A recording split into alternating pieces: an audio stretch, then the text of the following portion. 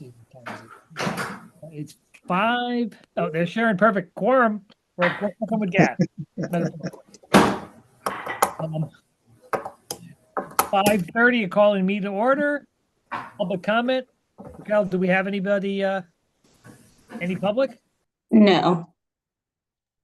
Excellent. Approval of prior minutes of March 16th, 2020. Would anyone like to make a motion?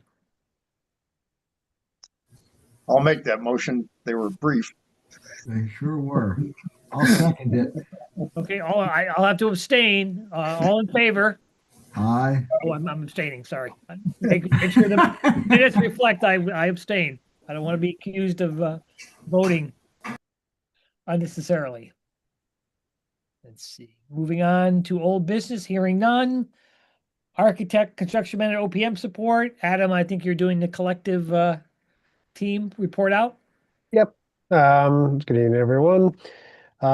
Couple things on the OPM side of things, and then maybe Zach can spend 30 seconds just talk about some stuff in the field. Now with the weather breaking, we had a couple of cleanup items and installations over the past week or two.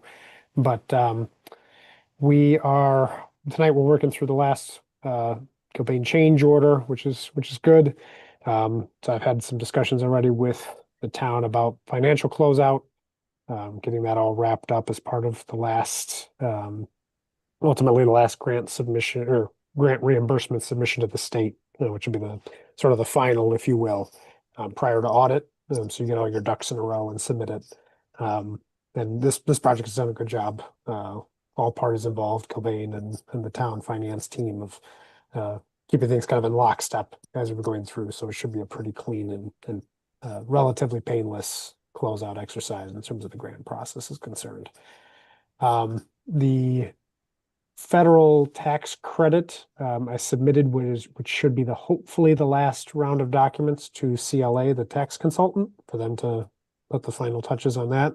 They're going to look at everything and let me know if there's anything else needed from the project team to get that resolved. But that should be winding down here shortly, I hope.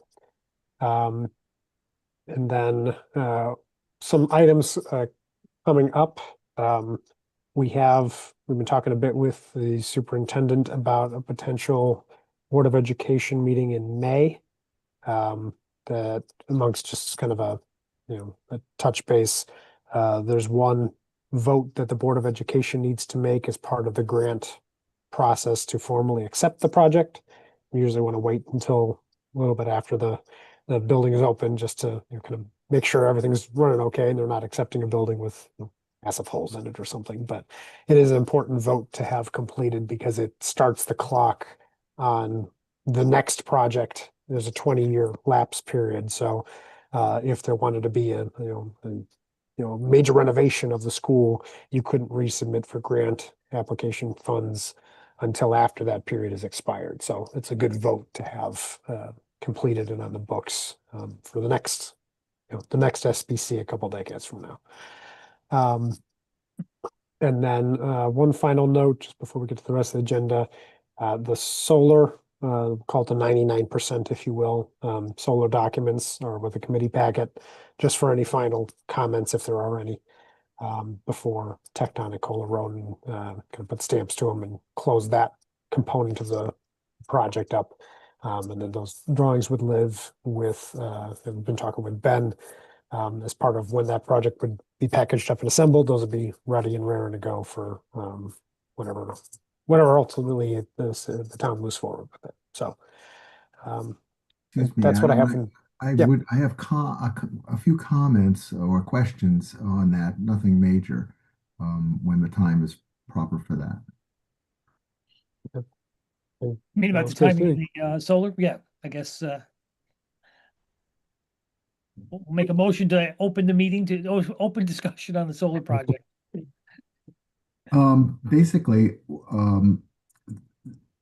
it looks like Craig and company put in the inverters that I want to see used, and that's good. But of course, you're allowed. This is something I'm not as familiar with as you are, but I understand you're allowed to submit for what you may believe is an equivalent item if you're bidding on this.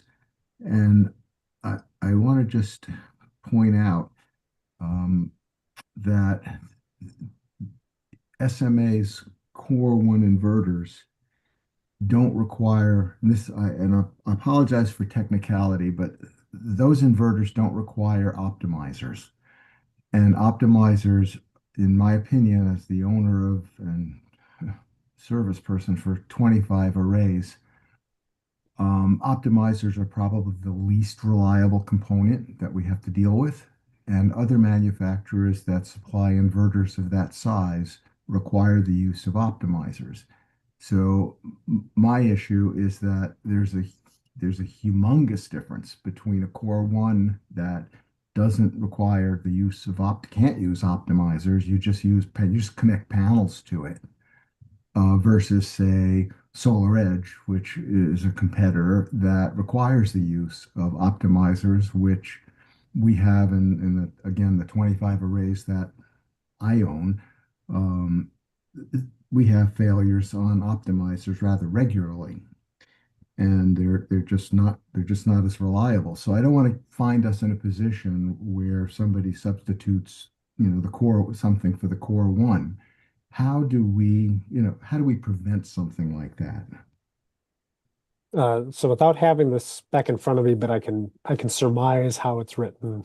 I'm guessing it's written as a basis of design, with others as approved, other equals as approved, or something to that nature.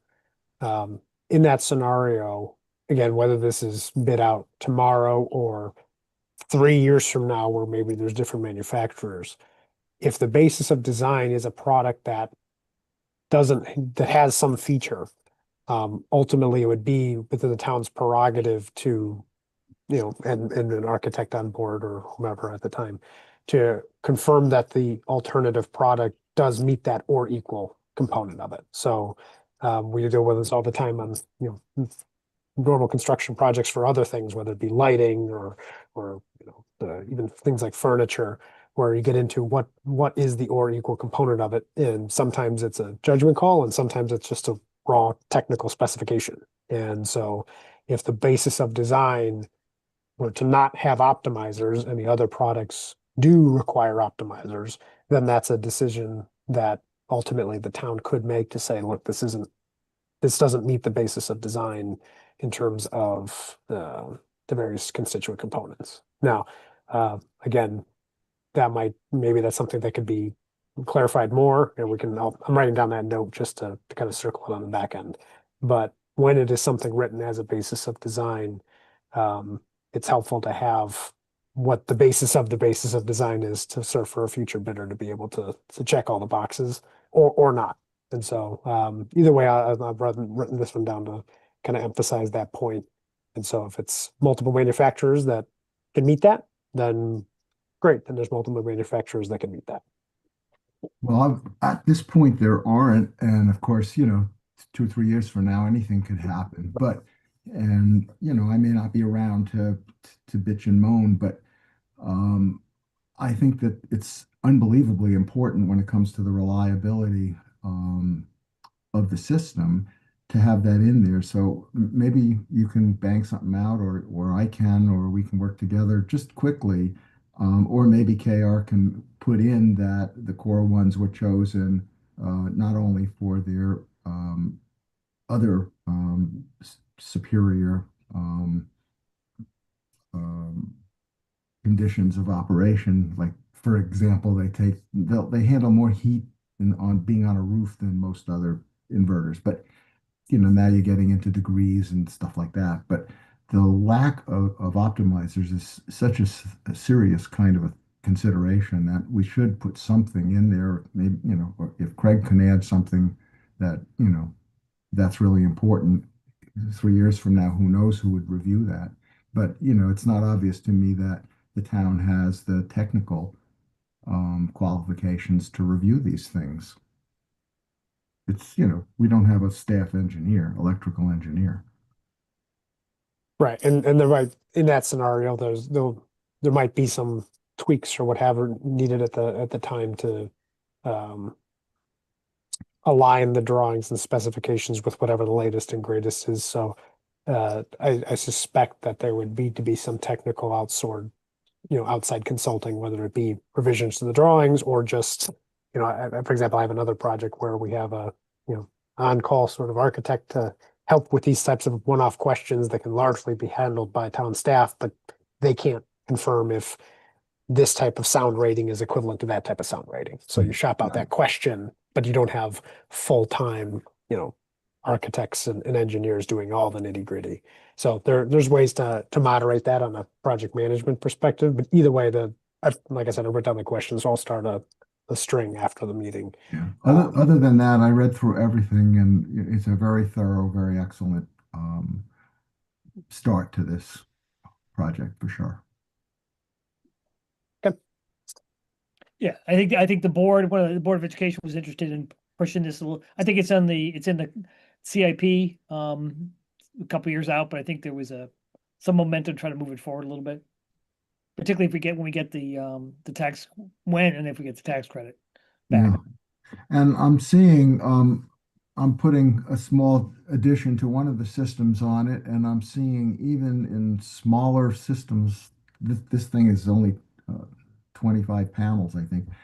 I'm seeing prices way lower than I expected. So I think a lot of the fear that we were going to see prices double on panels isn't happening. So we might be in good shape looking forward if we move it a little closer in, even without the federal money. Is that by non-Chinese panels or by American panels, or It's non-Chinese. non-Chinese? Okay.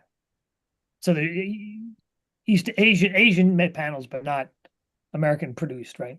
That's the question you're getting, right? So Yeah, and they're great panels. I mean, people are using them not because of price; they're using them because of quality as well. So, and a lot of American, there's subsidiaries of Chinese corporations starting, construction, to make panels here. So we'll see.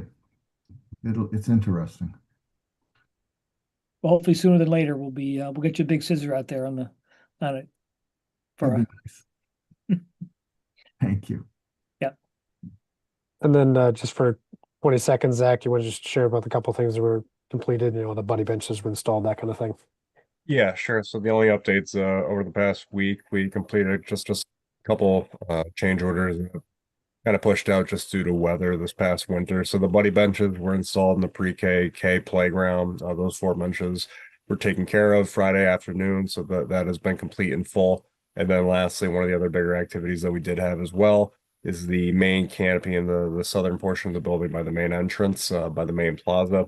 We had some additional stone mulch that was just brought out due to the seed underneath the canopy not growing after 2 seasons just because of a lack of direct sunlight. So those couple change orders are taken care of this week, along with a couple other just warranty and commissioning items. The commissioning agent will be back out in June, I believe, right after school, Adam, like we discussed, just to do their 1-year walk to check out the BMS system and to see how everything is operating. And then also this past week as well, air balancing services came back out this past Monday just to complete a little final testing and balancing, addressing a couple comments that Kohler Ronan had on the testing and balancing report. So that was completed as well. And the finalized tab report will be submitted to Kohler Ronan before the end of this month, just so we can then send that off to the town for record.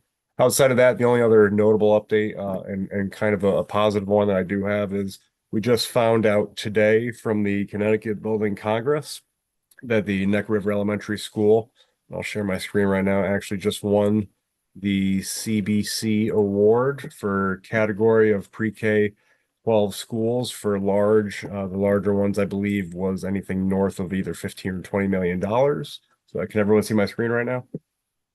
No. Not yet, but we are anticipating. Yeah. Let's try now. How about Drum now? roll, please. There we go. Yay. Yep. So this was just shared on the Connecticut Building Congress's website and LinkedIn page.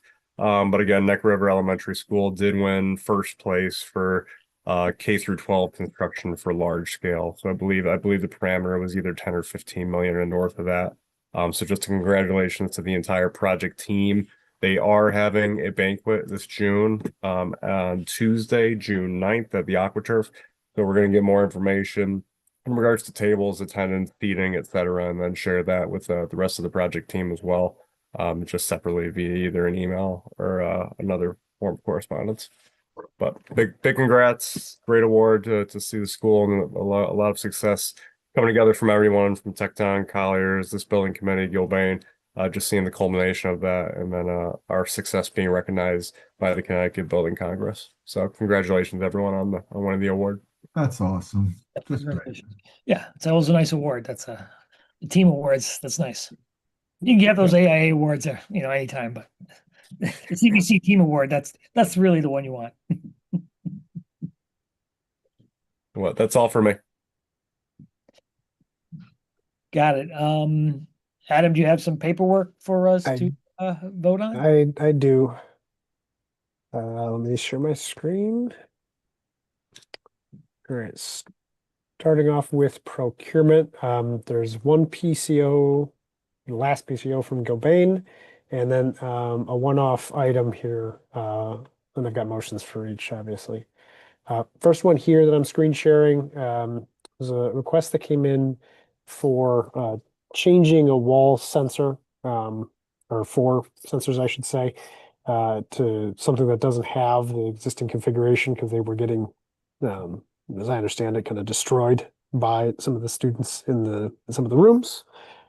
So there's been a request for the project to be able to swap these out. So facilities would wrangle this. It's just a function of being able to provide these within the project scope for a total of $1,174.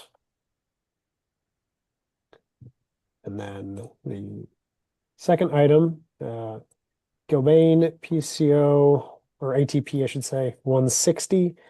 This is the final cleanup for some of the other items that were coming through, including resolving the unused premiums for the insurance programs and performance and payment bonds, some other money cleaning up items between some of the various buckets.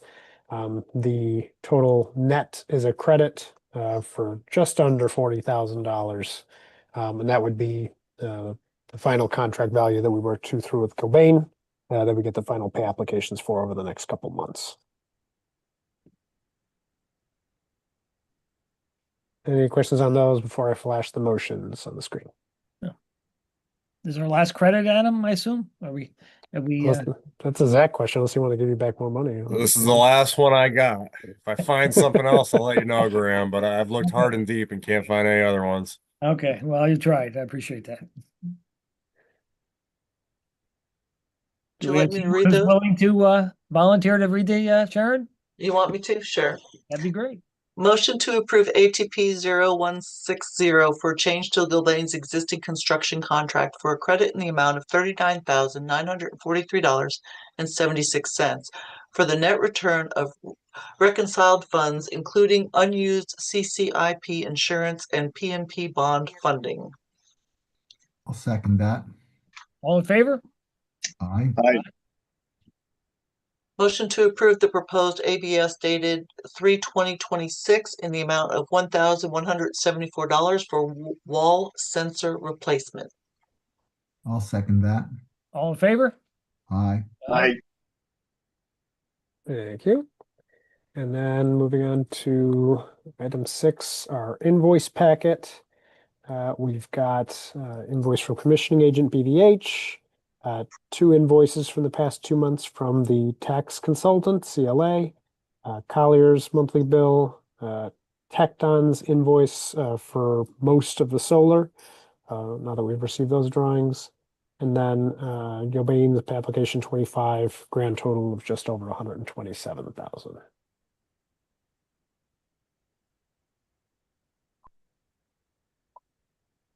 I'd like to make a motion to approve the invoice package dated 4/20/2026, including invoices from BVH, CLA, Colliers, and Tecton in the amount of $39,928.30, and a construction payment requisition number 25 from Gilbane in the amount of $87,730.09 for a total approval of $127,658.39. I'll second that. All in favor? Aye. I, Aye. Perfect. Thank you, everybody. Moving on, let's see, public comments. I assume, Rachel, we don't have any public with their hands up? Correct. Moving on to remarks. Any remarks? Oh, I do want to mention that we had a meeting with Peggy and the town facility staff about the demolition of Ryerson. Just to, you know, as we, I think I told you before, the town's going to take that over as a project. We'll probably go to the Board of Selectmen and kind of officially, I don't believe it was ever in our charge anyway, but just for, you know, continuity, they're going to make a motion to officially task the facility team with demolishing Ryerson. I think the decision has been finally made that that's the right course. So the town only needs, you know, two extra schools at a given time. So they're going to, you know, move forward with the demolishing of Ryerson, which is a good thing. At least most people seem to think that's the case. I'll leave the academy school project to for later discussion. Great, smarter than us. So, any other remarks on the project? Excellent. Like a motion to adjourn. Sharon, will you do that? Yeah, I'll make that motion. What are you continuing? I assume you'll second that? Sure, I'll second. Okay, all in favor. Thanks, everybody. Take care. Thanks. Aye. Thanks, Quick everybody. as George. I'm sorry, George. You know, but you set the bar too high. Woody threw me with the solar question.